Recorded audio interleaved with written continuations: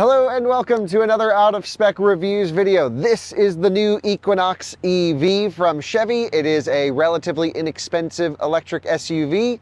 And if you have a Bolt, this is a logical next electric vehicle for you. Thank you so much for watching another Out of Spec Reviews video. We'll see you on another one again soon. Bye-bye.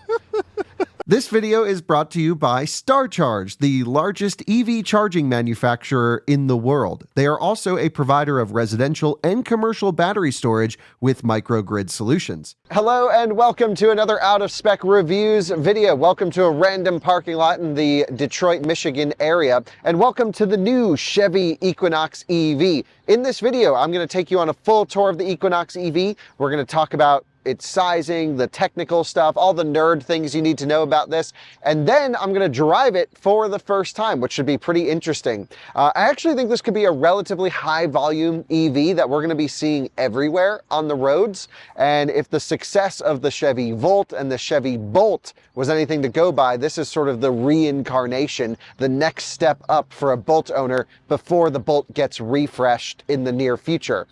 This is certainly a pretty interesting car. There's a lot of stuff going on here, and I hope by the end of this video, you and I can fully understand what the Equinox EV is all about. So join me for my first drive of the Chevy Equinox EV.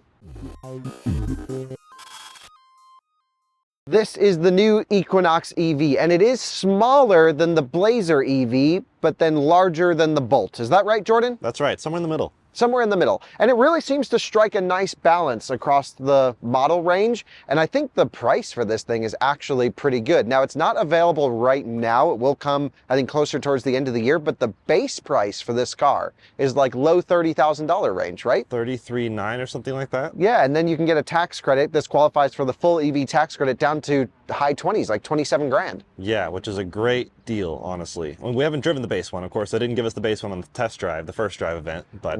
Right, they always spec up the nice ones, but I hope we can go to our local Chevy dealer and check out a 1LT. So my understanding is there's an LT and an RS in terms of trim packages. Right. But each one, all of them come with the same battery pack. It's an 85 kilowatt hour usable battery pack, which is a big battery. That's like a GM thing to just always give you a bit more battery than the competition. Would you agree? I agree. We saw that in the truck too. Yeah, I mean, Silverado's all the batteries. It's so, like 3 of these batteries. You know, the range is awesome. It's 319 miles. Front wheel drive, yep. And that's in the EPA cycle, the MCT cycle, but just pretty awesome. So you get huge range with this car. You get a very reasonable price. The one we're driving is mid 40s, I think. Yeah. This is a 2RS. Yeah. Front wheel drive. Yep. But you can spec these things up to get pretty expensive if you go all the way. Yeah. They can get even up to like Model Y performance numbers. Yeah, 50s. So you got to be careful. I think the move for the Equinox is go base. Yep. Is my recommendation. You can option Super Cruise and get some really nice things. Maybe you can get like a middle spec, but you got to be careful in the configurator, which of course there's so many options and configurations, which is a little bit unusual for General Motors, but you can go to their configuration site and spec your perfect Equinox, but something to keep an eye on. Just be a bit careful on the options because it can get way into Blazer money actually, and it can get into, you know, Model Y even performance territory, which that's when you're spending too much money. This is supposed to be sort of, I think, if you have a Bolt, the next step up in the Chevy lineup. Of course, GM has been doing electric cars for a long time. They started with the S10 electric. There was a Corvair situation. There was the EV1. There was the Volt, then the Bolt. ELR somewhere in there as well. That was cool. And now this, and of course the rest of the Ultium lineup. And this is on the Ultium architecture, if you will. And we actually just filmed the Cadillac Optic, which is the sister vehicle in a sense to this particular one. And so, I don't know, Jordan, I think this is going to be a hugely popular vehicle for GM. I agree, it should be. The best priced one out there, other than, you know, until they bring the Bolt back. That's the thing. The Bolt is currently not in production at the time of this recording, and we don't know what the refresh will be, but that's really going to be, hopefully, a cost-conscious, a long-range electric vehicle, which is what we need. And I heard that they'll even have an LFP battery in the new Bolt, which will be exciting. But we're here talking about Equinox. So in the last few days, you and I have had a chance to ride around and drive the Blazer EV. We've done Silverado, and now we're doing this one. And I have to say, this one kind of, I came in with very low expectations. It was the one I was kind of least excited to go into. But Jordan, this, just riding around, I haven't driven it yet, but you've been driving it, but riding around in this today has been really positive, really nice. Decent NVH, decent cabin. We can get inside in a second, but even the looks are pretty good. We've noticed them around Detroit here. Yeah. And seeing, you know, other journalists, of course, but probably some other production, some employee cars, and they look pretty good. Yeah, it's an interesting looking car. It's not ugly. You can definitely tell it's electric. It's kind of cool. So should we hit everyone with the nerd specs first, and then we can get into the rest of everything? Jump into it. Okay, so we have, like I mentioned, 85 kilowatt hour usable battery pack. It's NMC chemistry, so they recommend an 80% daily charging limit. You can go to 100 if you need to for a trip, but of course, the lower you charge the vehicle, the better it is. It does have a way to set a maximum charge limit in the system, and it has pretty good route planning with battery preconditioning and plug and charge, at least on EVgo stations, which is the GM partnership. And this vehicle will support NACS, not at launch, but you will have access to the Tesla supercharger network with an adapter if you get one early. Let's talk about charging performance. So that comes with a CCS1 connection on it, of course. There is a 11 kilowatt, 48 amp onboard charger as standard. You can option, I think, in the 3RSE all-wheel drive, which is the top spec. I have to confirm this. But the platform supports an 80 amp onboard charger, which would be the world's smallest battery with the highest onboard charging capacity. Probably not needed. Decent home charging if you can do that. Yeah, 48 amps is more than enough for this one. So the AC charging, it'll be full every morning for you. From a DC charging perspective, which are the two little high power pins down here, this is what you'd use for Tesla superchargers with the adapter, of course, EVgo or Electrify America or something like this. Though that will support 150 kilowatt peak charging. We are going to bring it to a fast charger in this video and charge it for the first time. We've never charged this battery before, Jordan, so I'm very much looking forward to trying that out. It could be similar to the Honda Prologue battery pack. I'm not sure because that's built on the Blazer as the donor vehicle. So, you know, Ultium is basically like, it's like Mexican food, same ingredients, but arranged differently. And so I just came up with that. That was pretty good. Yeah. But essentially, I'm not 100% sure if this is the exact same battery or not, but I wouldn't be surprised. So 150 kilowatt peak DC charging, but it's all about the curve. And I'm really curious to see how the curve is. You know, there's two ways to approach looking at this car, Jordan. There is people that are coming into, you know, maybe buying a second EV for a family member or something like that. Someone who has maybe a Tesla or other EV experience. They may get in this car and say the specs look a little bit lame. 150 kilowatt charging isn't great. The curve doesn't seem that great. The power is really low, 8 seconds 0 to 60 in this particular one. But then if you're coming up from a Bolt or a Volt, this might seem like the future. Maybe you're Tom Malogny and you love the Bolt, you love the Equinox. This is just those merged together. Absolutely. Yeah, our friend Tom from the State of Charge YouTube channel is like the only person I know who's an Equinox enthusiast. So Tom, this review is for you. That is two different ways of looking at it. And I think, honestly, this is going to be a lot of people's first EVs. It's going to be a very economical choice for a lot of people. And 150 kilowatt charging is fine as long as the curve is okay. And as long as you keep it easy on the price on the options on this one, because it can get out of hand. Other things to mention is front wheel drive is what we're driving here. This is probably going to be the most popular variant. Most people don't need all wheel drive. Even if you think you do, just get a good set of winter tires from our sponsors Nokian, and you can pretty much go anywhere in a front wheel drive vehicle in America.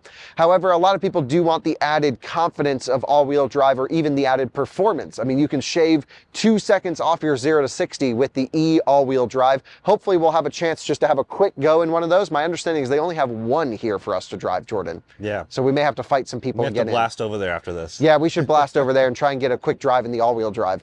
But the way that system works, it's actually really interesting. The rear motor is passively cooled. There's no cooling lines run to it or anything.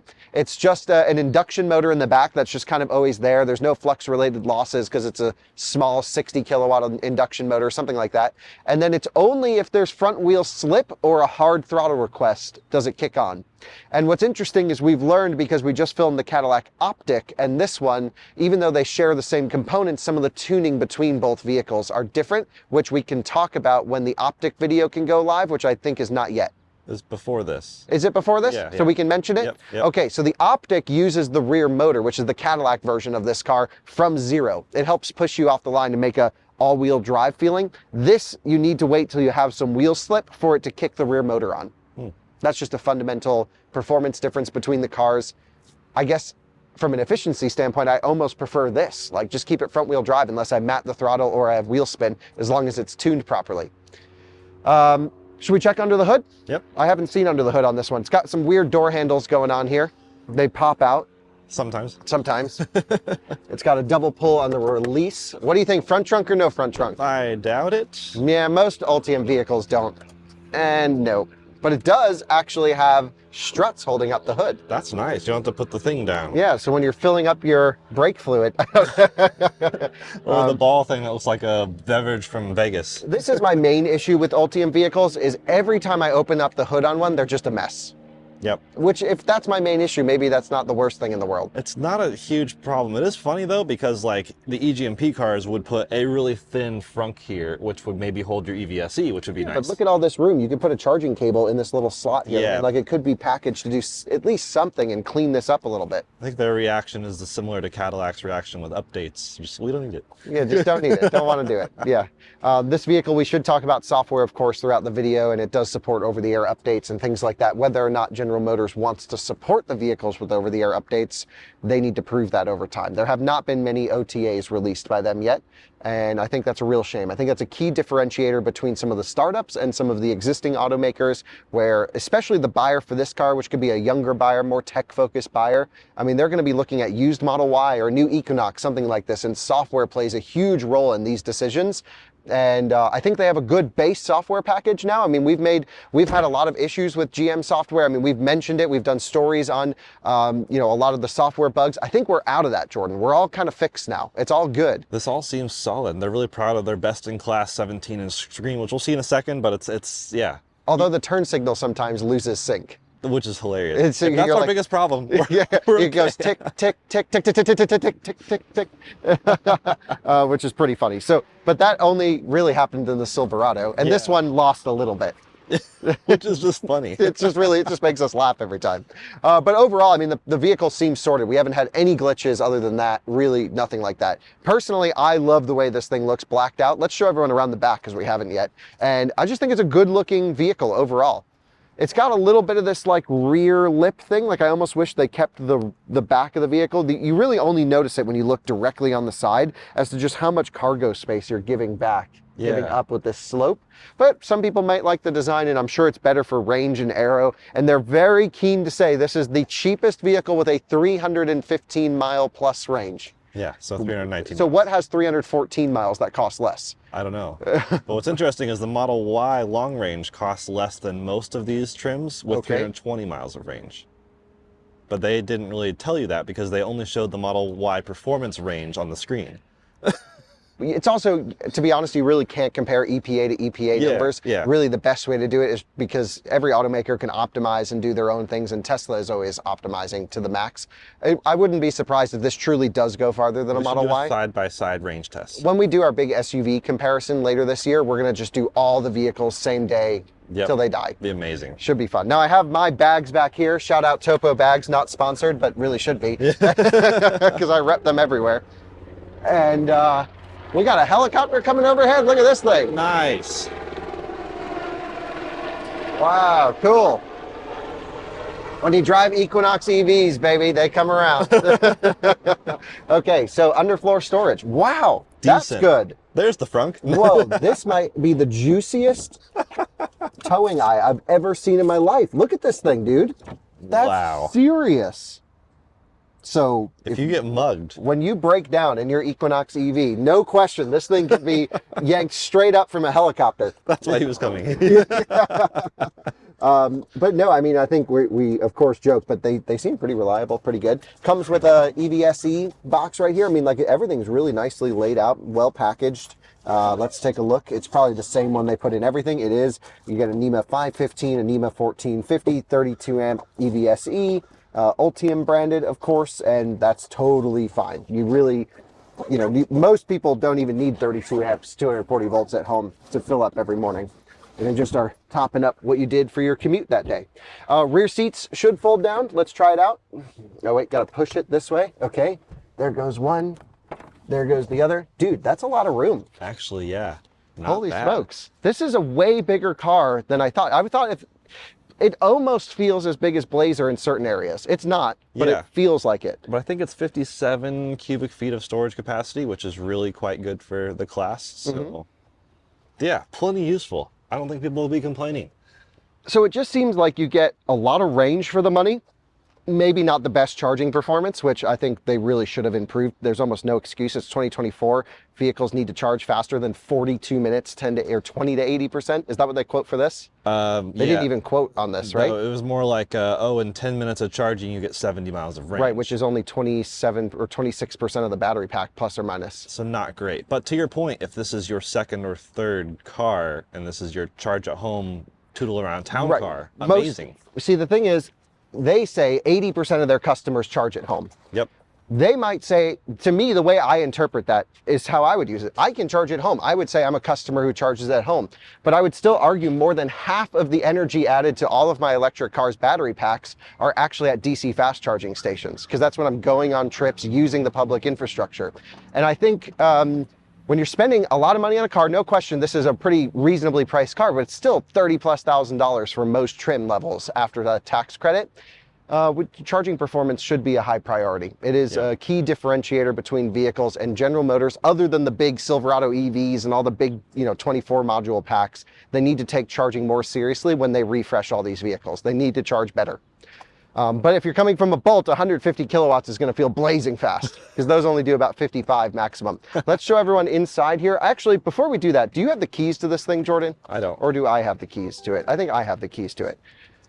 I just want to try a couple things. We have found a couple tricks on this car that I'd like to show everyone. The first is what's really nice. I think I can hold the unlock button down.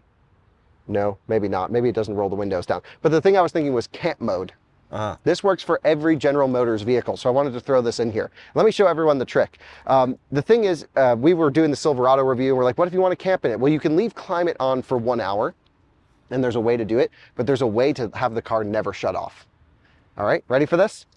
So this is like, you want to sleep in your car, or you just want to drain the battery overnight like I do for charge testing. You tap the accelerator pedal 1, 2, 3 times. The car comes on, then you tap the brake pedal and you see automatic shutdown off. Park in open area. Nice. Don't know what that, maybe that's like a combustion leftover thing. Don't park in the garage because you'll cause fumes. Right. Don't know what's up with that. But now it won't ever shut off. So that's any General Motors product that's electric now with this, no start button. That's how that works. That's really interesting. I love that feature. Life hack for camp mode when they didn't have camp mode. So there you go. Real top consumer advice here. I would use that all the time. Yeah. Yeah, it's like leave the dog in the car, whatever. And like we live in a safe place. No one's going to steal a car. Just let it run, keep the AC on, not have to worry about a timer. I really think the vehicle needs software updates to support pet mode. Yeah. It's such a common feature on electric vehicles these days, and this does not support any sort of pet comfort or anything like that. Really a shame. Yep. But it does have apps that you can download, Spotify, no CarPlay, but YouTube. We'll show everyone. Let's jump inside.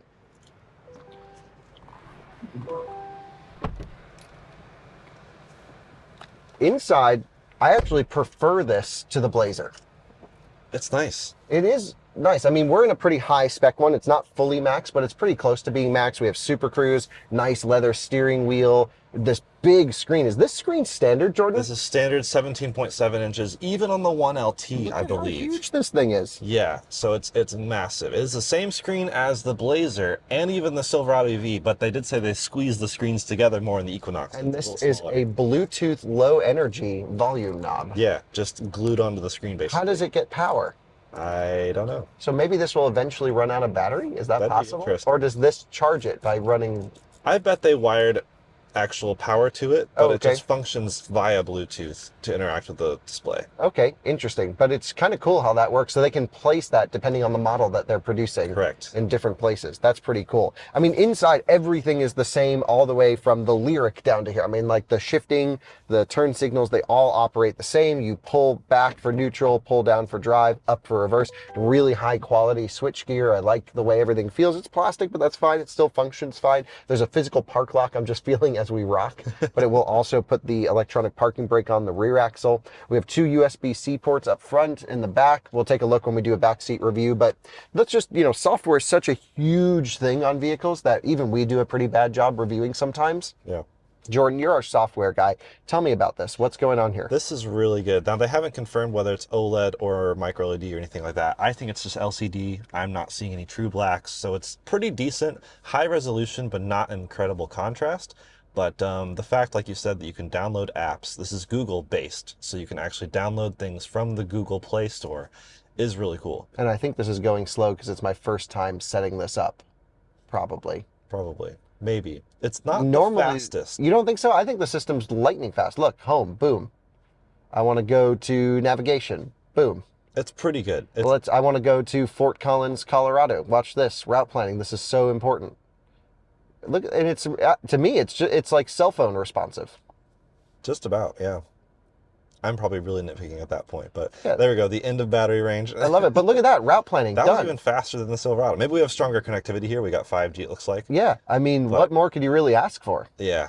The problem is it gets you to chargers at like 20 to 30%, which I really, 11%, 12%. That's good. This is better than the other GMs. Yeah. Oh, awesome. Okay. That's your final destination at 30, which means hour and 20-minute charge. Well, that's a long stretch anyway, and there's really not much charging infrastructure other than Sterling, which I just did a video where I got stranded in our e-tron. Yeah. So maybe GM saw that video and said, we're not going to go there. Blacklisted. But they've since fixed that problem, which is good. But dude, I mean, like, I have no issues at all with this. Yeah. And we, I think a lot of our viewers who are regular viewers and EV people in general just think GM and they go, bad software.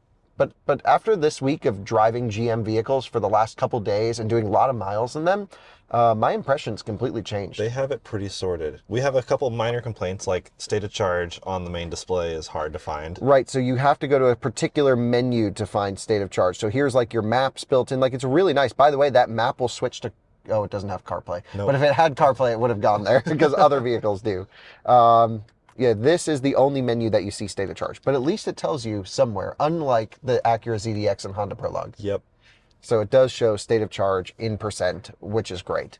What else do we have? We have charging menus. You can manually precondition or it will automatically precondition. Here's where you can set your daily charging limit. They, again, recommend about 80% for maximum. We're going to put it up to 100 since it's a car for an event. And you can see it recommends or says we'll get 319 miles of range. Okay. So pretty good, I would say. I mean, that's plenty of range. Yeah. For most people, you don't need any more. This one, again, has the 360-degree view cameras. I think they're pretty low quality, personally. They look like calculator cameras.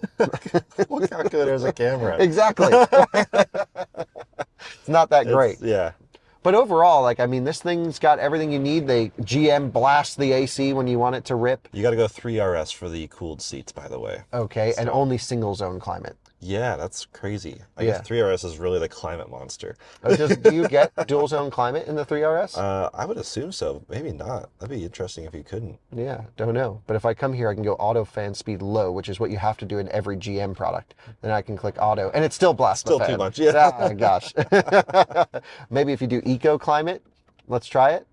Nope, still way too much. It goes full send. Look, I click auto and it goes max. We just have it on 67. It's not even that. That's crazy. Cool. Yeah, typical GM lifestyle, right? Really cool you down. Yeah, I mean, you never get hot in a GM vehicle. Yep, that's right. We've learned that. Drive modes, there are a few in here as well. So you have normal, sports, snow and ice, and My Mode. In My Mode, you can configure steering, brake feel. It uses a ZF-sourced brake simulator, essentially almost like a brake-by-wire, but if the brake-by-wire system fails, you get full pedal travel and it will actually physically connect you to the braking package, which I think is kind of cool. Yeah. Yeah, Taycan kind of works similarly. Acceleration feel, sport, motor sound, off. We don't want any of that. That's not the good motor sound. Not a good motor sound. Plus, I just hate the simulated motor sound stuff. Overall, I mean, I just think for a small, relatively reasonably affordable vehicle like this is a huge infotainment package, and it works great in my impression. They went from rough software to the press saying rough software, so they're like, oh, we got to turn that around. So now they just give you this really good software on everything. Yeah. Which is great. I'm pretty pleased with it. I mean, to me, it's not the most visually appealing, but, it does the thing. You can choose your ambient lighting. You can even set it to your drive mode, which is cool. So I think, yeah, that's probably how I would do it. Yep. But Jordan, this is so ugly. I'm sorry, you just made me look at that. Yeah, it's like they ran out of paint as they went across the dash. I don't know. I don't love the look of the Vince stuff. Maybe some people do. Like, I guess it could seem sporty, but It's the RS trim, so you get all this red stitching and flat bottom steering wheel for your performance cornering. I just want none of that. But I guess you can just get an LT. The only thing I don't like in here is just everything is black and gray. Yep. And I have not seen one with a light color interior. I'm not even sure if they offer one. There's not one here. Yeah, I think they do, but not in the base model. Base model is only black cloth, nothing else. Manual seats, manual spec. But that'd be fine for like a rental car. One, yeah. I'm sure Hertz will get them or something. So, backseat review time.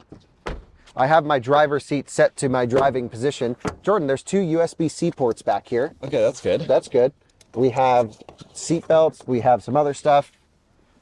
Let's jump in. Dude, the leg room is amazing. I thought you needed Blazer for that, but I'm wrong. Why would you buy a Blazer over this? That's what I'm trying to understand. Got to look up the specs, but it's just a little bit more capacity across the board, but not much.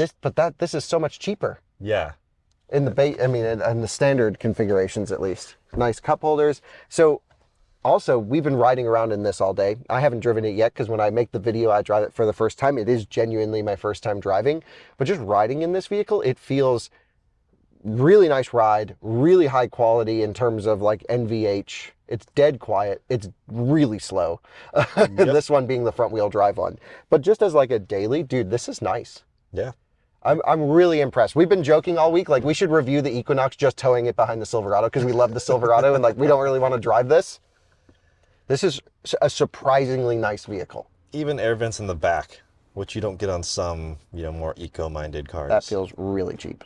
Look, just move it. You might feel like you're going to break it. Oh, yeah. Okay, be careful. Set it and forget it. Yeah, just like a Tesla. yeah, exactly. You got oh shit handles back here. For everyone except the driver. Need them. Not in this one. Not in this one. 8 okay. seconds 0 to 60. You want to experience that? I want to go launch it. Okay. Let's see if it doesn't break. We got to see if it spins the tires. We're in the back of an empty parking lot. You're right. All right, I'm going to try and do a Consumer burnout. advice. Jordan, this is genuinely my first time driving it. And? Okay. Actually kind of like whatever that U-turn right there. I'm going to go to drive mode, sport. I'm then going to go to controls, see more controls, drive and park, traction control, and go ESC and traction control off. See how long it holds like that. Yeah, up to 35 miles an hour. Then it turns itself back on, which is a bit annoying. But better than Tesla Model Y, because you can't shut off traction control in Model Y. You only get slip start. So, advantage Equinox for having fun, but front wheel drive, disadvantage. Okay, you ready for this? Yep. I'm gonna do a couple different attempts. I'm just gonna floor it to start. Yeah, buddy! Nice. Okay. How fast will it go backwards? Dude, really fast backwards. Okay, so now I'm gonna brake torque it in sport mode again, traction control still off, and pop off the brakes. Not as good. With GM vehicles, you have to just mat the throttle. That's interesting. Now what I'm gonna do is the piece de resistance. I'm gonna hold it on the parking brake and floor it. Nope. So it's not a burnout machine. Nope. Literally no one cares. Nope. Let's go drive it. So we have traction control all back on. We're just gonna drive it in normal mode to start. So drive modes, normal. Just get totally set here. I can get really comfortable in this car, by the way. It's one of the few cars I feel like I can have a good seat. I sit low enough. The steering wheel is quite big and thick, which I don't typically love, but it does lead to the experience, maybe because I've driven with this exact wheel in like Lyric and other more expensive vehicles, that it just feels maybe even a little bit nicer than it is. Yeah. Just gives me that impression. So, yeah, I mean, if you look out ahead, you'll see we're just in the back of this parking lot. And a couple things we should start with are the low speed characteristics of the vehicle, Jordan. So if I come over here to our one pedal driving settings, I'm gonna go one pedal driving off and us just in drive to start. So when I come to a stop, I have auto hold off at the moment. My foot's on the brake. I'm gonna lift off the brake pedal and it will actually physically apply power and creep forwards. 3 miles an hour. It'll probably do 4. There's 4 creeping. Okay, so that's great. Love that. If I put on auto hold, it will now hold me at a stop and then I just tap the accelerator pedal and the same thing will happen. I'm off the accelerator pedal and it's creeping us forwards now. Most EV drivers will probably drive with one pedal driving on. And so normal, what this will do now is your accelerator, just like any other normal electric car, will, when you lift off the accelerator, will apply some regen and then bring you all the way down where it blends friction brakes to bring you to 0 miles per hour. And what's interesting is in GM vehicles and this one, it will actually, rather than just do regen, it will target the same deceleration curve, whether or not the battery can regen or not. So to the driver, it will always feel one pedal driving, even if you're at 100% state of charge where you can't put any more energy in the battery pack, or if the battery's frozen and you can't regen, you know, whatever the limitation might be. So in normal mode, what I'm gonna do is get to 10 miles per hour and just have us come to a complete stop. So here's 12 miles an hour, let's get down to 10. Here's 10 and lift off. So normal amount of deceleration, super smooth to 0. What did you feel about that? Yeah, good calibration. Really nice. And then you can go to high, which basically dials that up even more. So I can get up to 10 miles an hour now, lift off, and whoa. GMs really pull you forward. Yeah, so a lot of EV drivers love a lot of regen, and they will give you that experience here. The one thing I will say, especially this one just being a single motor and with a smaller battery, one pedal driving high probably is still doing quite a bit of friction brake blending. Mm-hmm. So if you want to be sure to reduce the amount of friction brake blending, you can go normal. And then of course, when you tap the brake pedal, the first bit will add whatever remaining bit of regen is left. And then it will, basically there will be a blend point simulated in the system, and then it will blend in friction brakes. And they don't tell you exactly what the blending is, right? Like how much is being done? Right, like Polestar will say, here's how much regen you have, and then it'll overlay how much friction you have as well. This one, the only way to know is when you see the kilowatts going into the battery stop going up, which means it's not regenning anymore, but you're feeling more deceleration. It's probably friction brakes. Yep. And so you just have to infer based off the data. There's also a regen paddle on the steering wheel. Bolt owners will be very familiar with this, but GM has 2 versions of the regen paddle. You can have one like the Silverado EV has, or like the Cadillac Optic has, which is more of a rheostat. So you can actually keep it in one pedal driving off in those vehicles, coast, and then you could pull the paddle just a little bit to get more regen and keep pulling the trigger to get more. This is an on-off switch. So you pull the paddle in this one and it goes not quite full regen, but almost full, all the way to a stop and puts you in auto hold. Nice. Have we done enough low speed calibration now? Put on some speed. Let's go high one pedal driving. That's how I prefer to drive this car. And let's go experience it really around town for the first time. We'll get it on the highway, try some super cruising, and then maybe we'll even find some on-ramps to blast around in. Sounds good. In terms of like ride, Diablo. Lamborghini Diablo, how cool is that? Oh my gosh, day made. All right, anyways. End of the video. Back to the Equinox. So the first thing we're able to do, Jordan, is to launch it from a red light. Your favorite thing. This is the Equinox ownership experience right here. Okay, so we have, how much horsepower? Really not much. 212. Oh my gosh. That's more than our Kia EV9 has, by the way. By like 5. Yeah, but weighs probably, I don't know, GM vehicles always weigh quite a bit. We need to look at the weight. There's a Porsche next to us. Oh. It's a Macan Tony one. Smoke them. Okay, yeah, so. No, not ready yet. He's inching forwards. Oh boy. Let's go. Go! Yeah, not that fast. Ooh, pretty slow. Pretty slow. Pretty damn slow.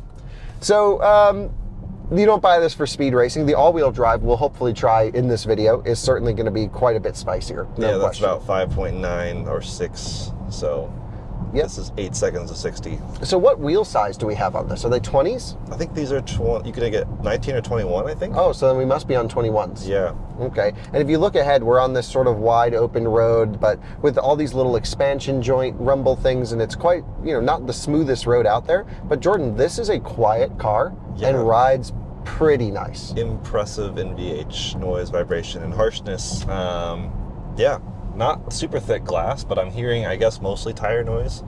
Yeah, I mean, again, you're thinking a mid $40,000 car. Your expectations are not where a Rolls-Royce Spectre would be in terms of in terms of noise performance. But it seems quieter than the Silverado we were in yesterday. Yes. Which is pretty impressive, actually. Yeah. And to me, it just feels like a really nice car. I really thought this was going to drive like crap, and it does not at all.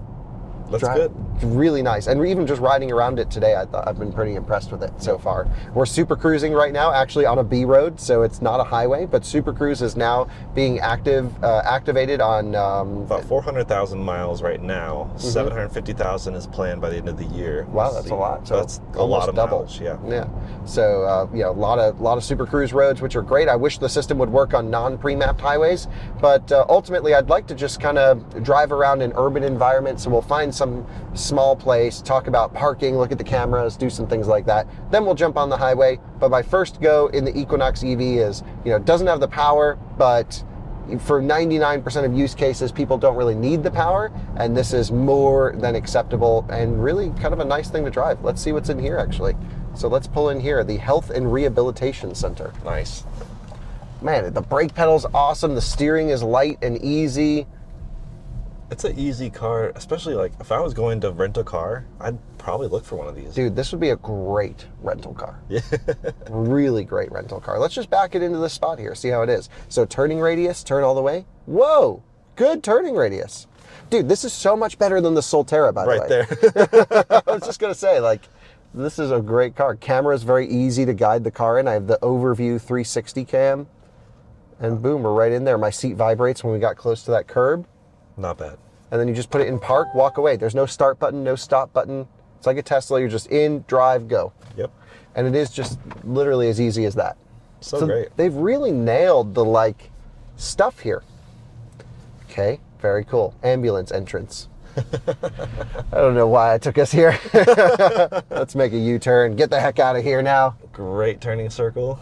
As we can't quite make the turn. Can we? Yes, we yes. can. Whoa! Defeated your own expectation right there. Yeah. This is pretty damn good, guys. Pretty damn good. The hazards are up here, which is a little bit annoying. We mentioned that in all the GM vehicles, which is how do you know which one to hit?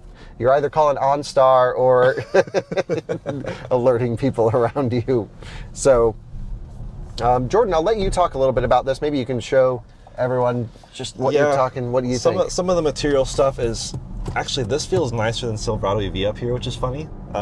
Which is three times the cost. This is just a softer touch. Yeah, that is up nice. there it looks very plasticky, but whatever. Yeah, this is kind of crappy. It's functional, and otherwise the same creak you can expect from every single GM screen right here. Yeah, it's like every Mercedes and the Chevy Equinox will have creaky screens. But as a passenger, if I'm looking around, feeling around, storage is good. Glove box, totally huge.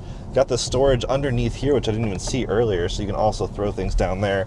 USB-C ports, like we said, in there. Haven't looked under here yet. And that's pretty small. Removable tray. Yep, pretty small. Just a tiny light. No additional charging situations in there.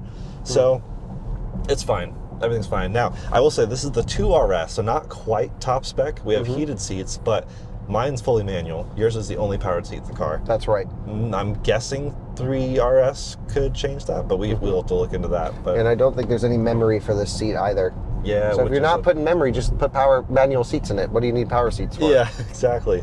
So I would prefer to see a bit more tech in the second highest trim, basically. But I don't know, maybe 2LT is a little different. It's hard to sometimes figure out all their trims. So if you're curious and want to spend a few hours, go look at the comparisons on their website. It's crazy how many features they pack into different things. The packaging is weird.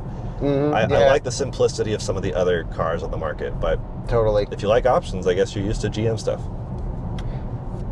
And I'm just so impressed. We're just cruising, between 50 and 60 miles an hour. No wind noise at all. Yeah. Zero wind noise. And it just feels pretty high quality. Yeah, I'm impressed. It's like they did way too good of a job on this one and not as good of a job on the Silverado in terms of materials and which we really do think is the mid-gate thing. And yeah, you can go watch our Silverado EV thing that came out last week, but having obviously no mid-gate here. There's a little bit of torque steer if you just nail it when it's a little bit out of sync, but it's fine. I guess nailing it's a term. My preference would have been a rear a rear bias system, Yeah, like a primary axle on the rear axle. Yep. And we talked to a lot of the engineers, and there was, would have been cost involved with sending the cooling lines back there and a higher voltage connection and other things, rather than just having the little helper motor in the back, which is why they have no cooling to that motor in the all-wheel drive version. It's there just to get you unstuck, just to give you a little burst of power from time to time. And yeah, I'm curious to see what that's like. So let's jump on the highway. We'll catch everyone up when we're cruising at some speed. Updates. Okay, we're cruising on our way downtown. Dasani water, not good. Okay. No influence of Equinox issue here, but Dasani, not a fan. The acceleration at speed, Jordan, very bad. Yeah. I couldn't actually get to the vehicle's top speed because I was floored for at least 10 minutes. I mean, not that long, but I was floored for what felt like that long. But look at this, 60, 65, 70, 75, 80, 85, 90, 95. It's totally slow at high speed, and maybe we are of course jaded that we're used to driving much more powerful vehicles very often, but I had one instance where I went to go for a pass, and there was a Ford Explorer coming up, and I was just like, come on. I feel like you gotta plan your passes a bit more like you would in a slower combustion car. It feels like a combustion car. I was about to say, we're used to driving EVs, but this is an EV. Right. So that's the thing. It's just like, how hard would it really have been to put another 100 horsepower in this thing? Yeah. Like 300 horsepower would be fine. Yeah. That would be great. 80 more horsepower. Yeah, just a bit more. This thing is just heavy. So you put your foot down. So you just live at wide open throttle often. Yeah, I have no idea when you're accelerating because I don't really feel anything. The difference between, this is full regen to full power, to full regen, to full power, to full regen, to full power.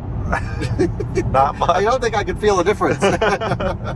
Okay, so that's one bad. But then we found an exciting observation that is great. And I've only seen Porsche do this. Yes. So the key earlier fell into this crevice, which is, I think, the wireless phone Chad.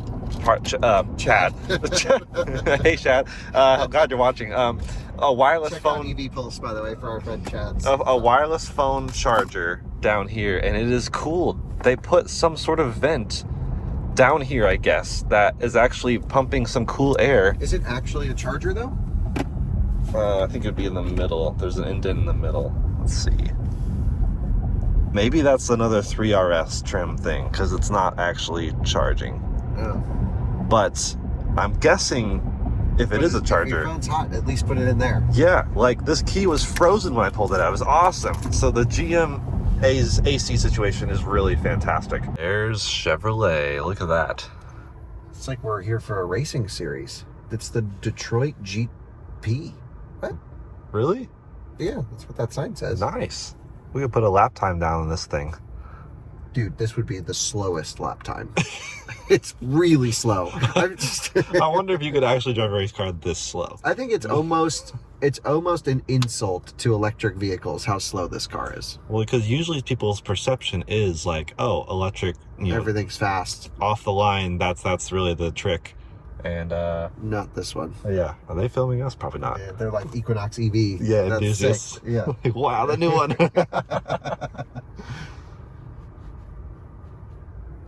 Okay, green light. See if you can keep up. I'm floored. Again. I'd be really curious to try the all-wheel drive one. Wow, this is cool. Yeah, so they got grandstands. So this is a racetrack. Here we go. Dude, it's not bad if you nail it at 30. That's when they give you full power. Yeah. So there was an EV Go. I know General Motors is moving out of this building. Oh, EV Go's are up there. Yep, right over here. So we're going to pull in here. There's a Mach-E and a Polestar 2 charging. Let's see what happens. We also charged here. I charged a Bolt here with Ryan not too long ago. There's a Blazer EV on manufacturer plates. Cool. Yeah, this will be the same spot that I charged in before. Nice. Polestar 2 rental car. It's a little bit of a tight place to get in, but I know a way to do it. Let's try this thing, because we got our 360 cam action. We're gonna angle it over. We're gonna try not to crash. Dude, this is like really tight. Yeah, it is. Imagine a Silverado EV RST right here. Yeah, I know. So I'm using the cameras to get us right on the edge over here. We're going to try not to clip the inside of the Polestar. We'll come around this way, go straight back. Wow. And do it again. Oh my gosh, this is... They really crammed us in here. They really crammed us in here, absolutely. Absolutely. So we're going to get it though. All the way to the right. Yeah, so these are the Delta high power stations, which used to only charge GM vehicles at 175 kilowatts maximum. Now that bug has been solved. Not that this could even charge that fast. And we're plugging in at, you know, roughly 60% state of charge, which will give us a rough idea of the curve. Yeah. Because I think a lot of people with this type of vehicle will actually not have access to home charging. And a lot of them will have to rely on public charging, which means charging pretty deep. If we had it our way, we'd do a 0 to 100% charge test on this battery. There's just no time in the day. We only had this for a few hours. So let's plug it in and see what happens. So taking the CCS connection, there's a manual charge port flap, which this might get knocked. I don't know. Yeah, that's not very high opening. It's so tight here. It's crazy. And you can show there's not much room over here either. Yikes. So let me grab my trusty EV Go card. Tap. And payment has been authorized. What do you think? 70 kilowatts?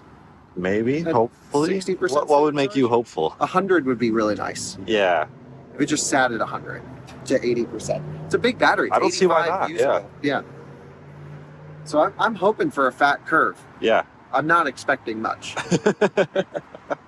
But I'm keeping my fingers crossed. Where is that? Charging failed. Oh. Well, this is lovely. This is General Motors headquarters. Or it was. It was. The moment they Why did it just fail? I got to call Jeremy at EV Go. Yeah, like, what the heck, get dude? him on the horn. Get him on the horn. Every time I try and charge a GM vehicle, I've got bugs. All right, so let me try activating first, and then we'll plug in. Yeah. Charging shouldn't be complicated, and for 99% of the time at home, it's not.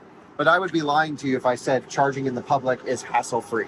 We should have just gone to Ypsilanti. Yeah, gone to the We should have done the supercharger. same drive as the Chevrolet Silverado, but with this. Absolutely. Now it says this one's in use. Auto charge. Authenticate with this. I have authenticated. It says approved. Payment's been authorized. Okay. Trying to follow the process. Connecting to your vehicle. It's not even plugged in. I've just plugged it in. Okay. How can it Exchanging. start exchanging charging parameters if it wasn't even connected to a car? Checking cable safety. Why is it making it this far? Well, that's good now. Checking cable safety means it's actually putting high voltage on. But it did that before. Yeah. And then Contactor. it failed afterwards. Ugh. I get so hopeful about public charging. Things are getting better. They're improving. And then here we are in front of General Motors headquarters charging a General Motors vehicle. Matching voltage. Okay, good. Yeah, buddy. Wow. The loudest beep on this one. Why did it take 2 tries? And look at this. We're at, whoa, very low voltage. 309 volts at 58%. It might be one of the lowest voltage vehicles on sale, Jordan. Wow. So it says it'll only do 400 amp output. 100 kilowatts. Oh, but it'll come down a bit. So 95, 94, 100 kilowatts was good, but that's just pulling the voltage up. So it's doing 93 kilowatts at 58%. I mean, Not bad. it's not the end of the world. That's on par with Model Y. Model Y 4680 has a terrible charging performance. Yeah, this might outcharge that. Yeah. I mean, let's just charge it up to 80 and see what it's doing up there. I think it'd be kind of interesting to see, but damn, the voltage being this low. Holy smokes. It's one of the lowest voltage cars on sales, which isn't good because that just means efficiency losses while charging and everything. You need so much more current for it all, but that's really wild. Yep. But 87 kilowatts at 60%. Not bad. I mean, it's like Could be Aria. better. Yeah, I mean, like it's not worse than the class. I'll say that. It's not class leading. You know, you would think a brand new vehicle launching now in 24 would have amazing charging performance, but this one is not one of them. We came into this knowing it wasn't going to be an amazing charging car, but it's not the end of the world. Sport mode, Jordan. Foot to the floor. Seems to be limiting a little bit of power But look at the grip while cornering, dude. Not bad at all. Just, should we do a quick lane change? 60 mile an hour simulated lane change, ready? Hell yeah. I use my turn signal for now. We're in Detroit. They got bigger things to worry about. Sporty. Will we have an off-ramp situation here as well? Yes. All right, let's try the next. I don't really think anyone cares about performance on this, but it's got a very thick steering wheel that takes like most feedback just like out because the wheel's so thick, but it's actually more responsive than most EVs that we've driven from GM. And we want to go south on 75, right? Yep. So let's get it into this corner. So we got a Porsche Panamera. And coming for it. A little bit of dab of brakes. Full tire squeal. Dude, it's good. Yeah, that's fun. Little front wheel drive vehicle. What more do you need? Because it's really fun because it's slow, so you just have to stay matted the whole time. And dude, then you just go super cruise. Nice. And why isn't it on? There we go. I like this car. I really like this car. Day made after driving it all day. That's great. Wow, we really were like, oh, we should just go home. Police Blazers, Equinox EV. This has been awesome. Maybe we're so happy because we just came out of like simulated police chases. Yeah. That's your exit. Yeah, getting off here. You can show the viewers this is where we're going. Very nice here in Detroit. The roads are awful. But this is a great suspension for rough roads. If you live in an area with crap roads, buy an Equinox EV. Can I go left here? Or am I going to drive down the wrong side of the road? No, this is... Yeah, you're good. Michigan just is backwards. Left and a left. 3 lefts make a right, I think. Burning rubber, baby! When you get the wheel straight, it gives you power. And lots of regen, 107 kilowatts of regen there. We've seen the most about 150 kilowatt regen, which makes sense. It's about what the motor can do.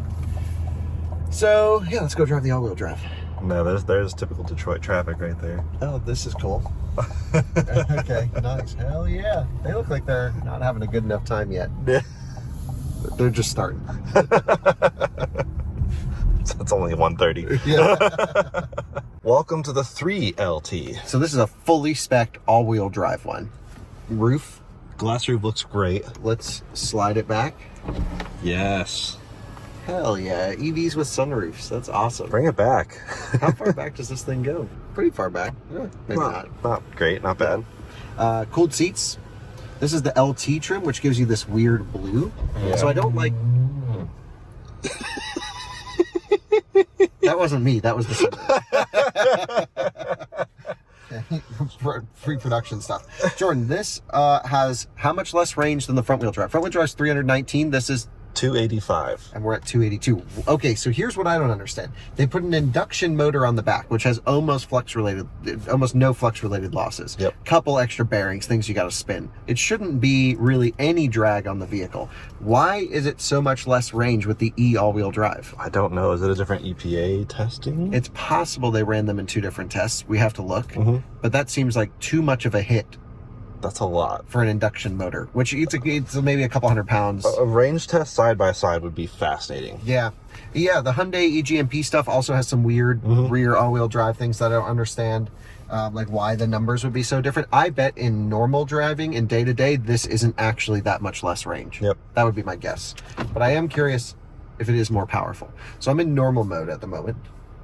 And what are we in? 1 pedal driving. Too high. Perfect. That's what we were in before. Okay. And I think I'm sitting higher than the last one. Do you feel like we're a little bit higher up? Well, now I have automatic seats over here, or electric seats, and I feel the same over here. Okay. Yeah, it could just be weird. And you have seat memory now. Oh, nice. You have to get the 3LT to get that, or maybe 3RS. 3RS, maybe. There's so many weird trims. Just like, I don't know. We really don't need to drive this very far or for very long. But I do just want to hop on the highway 1 exit. So how do we do that? Go over here. How do I get You it out can't of click this? and hold, drop a pin. It's really annoying. How do you do that?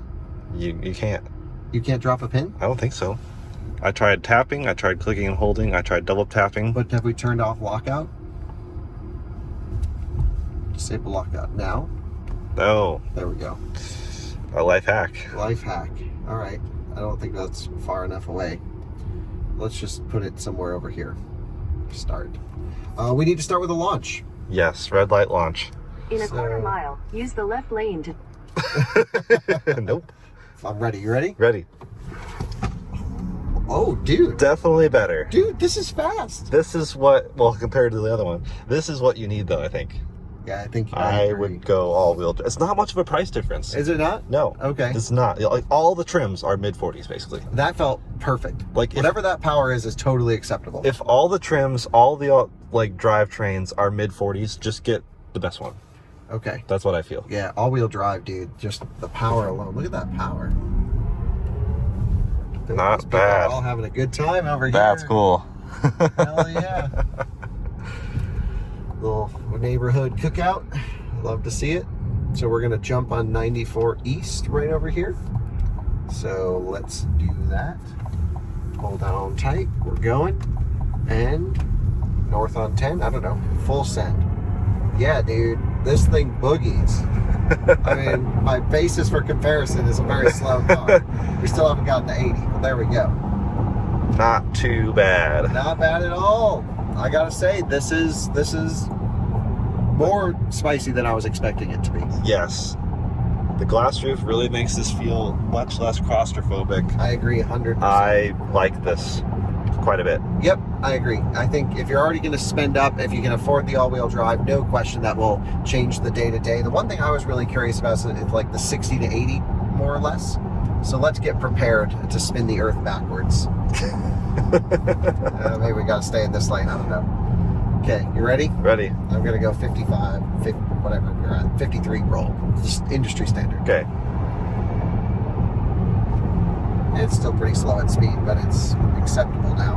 More acceptable. Yeah, more acceptable. That's the all-wheel drive headline of my article. It's just more acceptable. More acceptable. So we need to go to drive modes and try sport and see if there's any difference. In some cars, sport unlocks more power.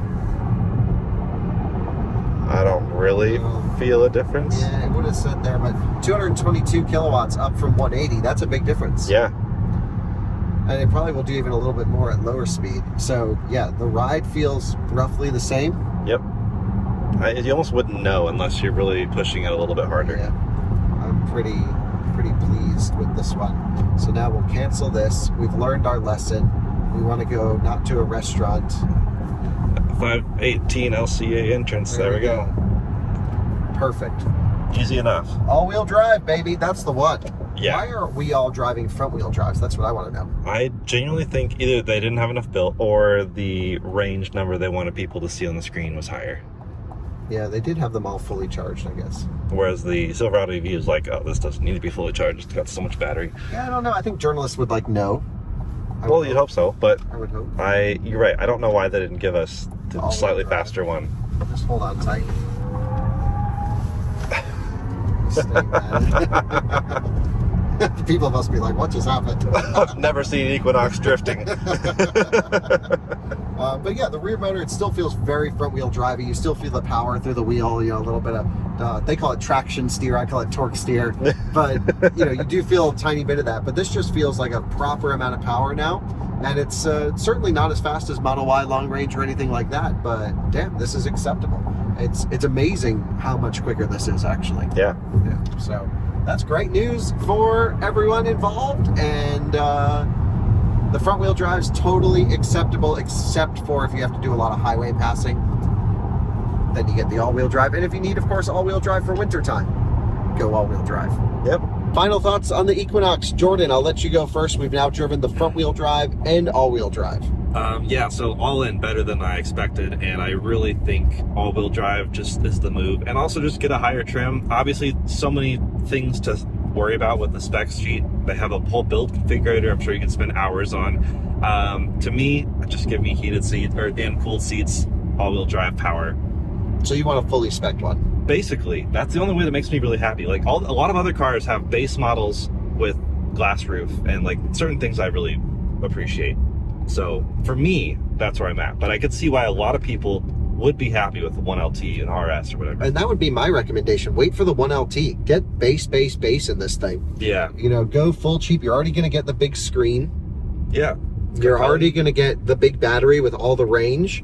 The one thing I wish 1LT had was Super Cruise, but I think a lot of people, you know, we road trip a lot. We're always driving. We really appreciate driver assistance systems. Most people are probably just cruising around town and won't need that. Of course, you can option it on a 2LT. Or can't even use it in many around town roads. Yeah, Super Cruise is just not everywhere yet. Right. It's not, it has to be on pre-mapped roads, which is a big downside of the system. When you're on a mapped road, it's great. Yeah. But yeah, I gotta say, I am loving the car. I love the idea of a base one of these for 27 grand out the door after taxes. I mean, I guess you'd have to pay tax on it. So maybe 30 grand out the door. Yeah, probably sub 30, I think. Yeah, I mean, I feel like this is a freaking awesome value for the money on the base side. I'm not sold on the value on the high trims. I would much rather go personally, even nice spec ID4 or Model Y over this one on the high spec. Yeah, that's where I'm at too. It's amazing how much faster those cars are as well, if you care about speed. Yeah, faster, just like, I don't know, a lot of other little things that I prefer about them beyond this. But you go base on this thing, I think you're going to find yourself a nice Bolt replacement. And I think there's a big audience of Bolt owners that have their eye on this car, and they are not going to be disappointed at all. Looks good, works good, call it a day. That's right. Thanks for watching another Out of Spec Reviews video. That's our Equinox. Very pleasantly surprised here. They're having a much better time on that car. See you on another one again soon. Bye-bye.